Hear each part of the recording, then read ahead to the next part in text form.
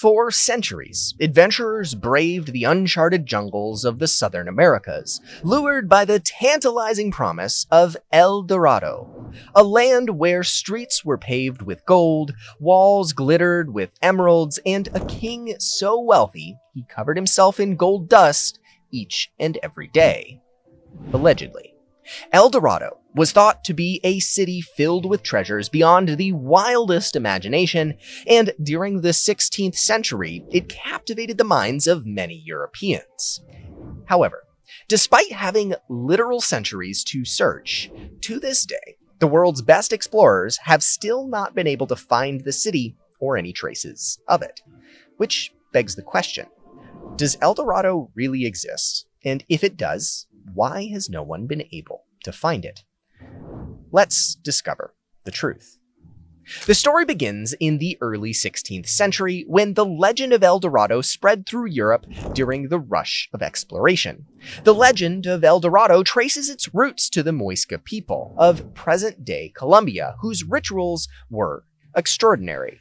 When a new king was crowned, they would cover themselves in gold dust and cast precious treasures into the sacred waters of Lake Guatavita as an offering to the gods.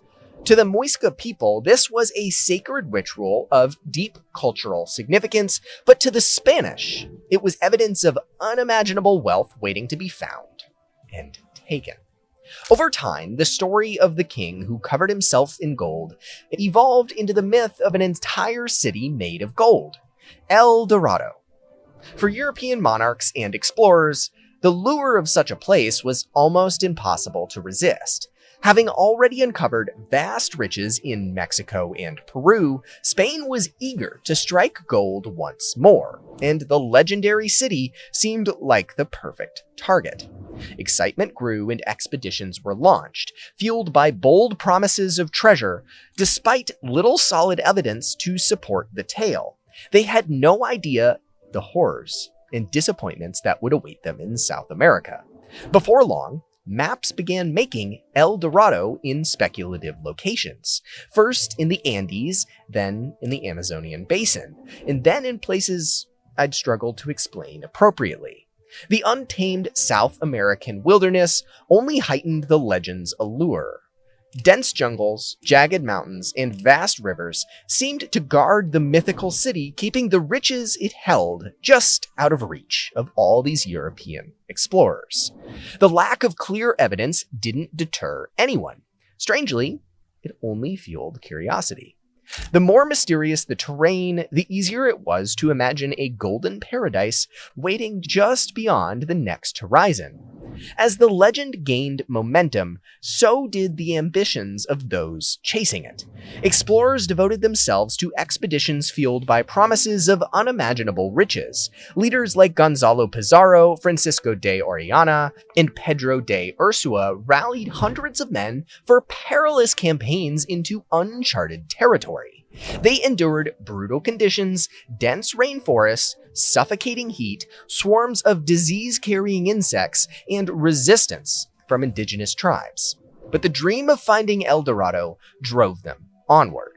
In their eyes, they would succeed no matter the cost. The first major expedition for El Dorado was led by Gonzalo Pizarro, half-brother of Francisco Pizarro, who had conquered the Inca Empire. In 1541, Gonzalo Pizarro set out from Quito with 220 Spanish soldiers and 4,000 indigenous porters, aiming to find both El Dorado and the fabled Land of Cinnamon. That's a story for another day. The journey quickly turned into a nightmare. Over the course of days and weeks, harsh terrain, relentless heat, and a lack of gold drained morale as supplies ran out. Starvation forced the group to eat horses, dogs, and even leather from their own equipment. In a final act of desperation, Pizarro sent Francisco de Orellana ahead with a smaller party to search for food. They floated down what we now call the Amazon River, but they never returned. Orellana and his men, unable to secure enough food for Pizarro's army, realized that returning upstream was impossible. Instead, they decided to continue downstream, becoming the first Europeans to navigate the full length of the Amazon River, and they eventually reached the Atlantic Ocean. As a result, Pizarro's group fell apart, leading the expedition being abandoned. They also failed to find El Dorado. Another ill-fated attempt to find this city came in 1560, led by Pedro de Ursua.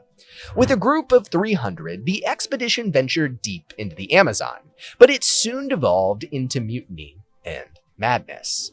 Frustrated by the lack of progress, Ursua's lieutenant, Lope de Aguirre, staged a violent coup, killing Ursua and proclaiming himself the ruler of the kingdom of El Dorado, despite the fact that he had no idea where it was. Aguirre's reign descended into paranoia and terror, and by the time Spanish forces ended his bloody rule, the expedition was clearly in ruins. They had failed to find El Dorado. However, the myth of the City of Gold didn't just entice the Spanish, it also captivated explorers from England. In 1595, Sir Walter Raleigh launched an expedition to find El Dorado, believing it lay near the Orinoco River in present-day Venezuela. However, he was forced to abandon the expedition due to the difficult terrain and rising waters. He returned 20 years later in 1617 with his son Wat, but the expedition ended in disaster, like many of these others did. His men clashed with Spanish forces, violating a peace treaty, and Wat was killed. Back in England, Raleigh was charged with treason and executed. He failed to find El Dorado. And that was the reality of the myth of El Dorado. No one could find it, and those who tried failed or ended up dead. It was as if this city of gold didn't exist. Who would have thought? The failure to find El Dorado brought crushing disappointment, but the legend's hold on European imagination was unshakable. Time after time, expeditions ended in disaster, leaving lives lost and financial ruin in their wake. Monarchs and investors who funded these quests paid a heavy price, and those who went on the expedition paid an even greater one. For the conquistadors who managed to survive, coming back empty-handed was no victory. Their dreams of fame and fortune turned to dust, and their reputations were often left in shambles. Yet, the idea of a golden city still didn't fade away. Instead, the idea of El Dorado transformed into something bigger, a symbol of ambition, greed, and the lengths people will go to chase the impossible. The obsession with El Dorado wasn't really random. It fit perfectly into the age of exploration, a time when European empires were in a race to expand their territories and line their treasuries with the wealth of new lands, or other people's wealth. Spain, riding high after plundering the riches of the Aztec and Inca empires, saw the myth of El Dorado as the next step in its grand plan to dominate the Americas. But time and time again, the Spanish failed to find the city, exposing how fruitless this pursuit of foreign wealth really was. Eventually, the crown changed gears, and instead of chasing fantasies, they focused on tightening its grip on the lands it had already conquered and stolen, investing in agriculture and mining, much more realistic ways to sustain their empire. Over time, more people started to see El Dorado for what it really was: a legend, a myth, nothing more. For the indigenous peoples of South America, the consequences of the myth of El Dorado were catastrophic.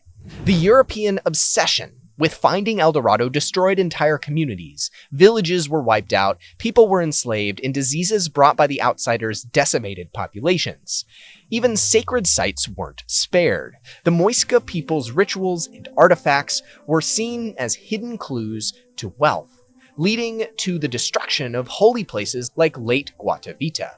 Over time, El Dorado shifted from being a physical place to a powerful metaphor for these explorers. Artists, writers, philosophers, and thinkers turned it into a cautionary tale about the cost of blind ambition. It became a symbol of humanity's greed and the destruction that comes with it. Though no one ever found El Dorado, its legend stuck around.